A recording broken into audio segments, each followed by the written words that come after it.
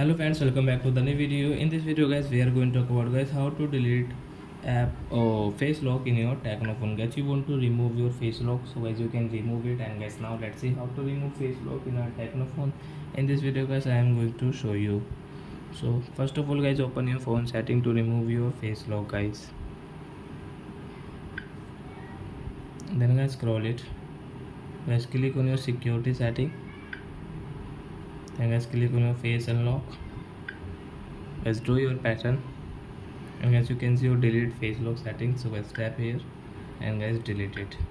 So your face lock will not work in your Tecno phone guys. Your face lock will remove in your phone.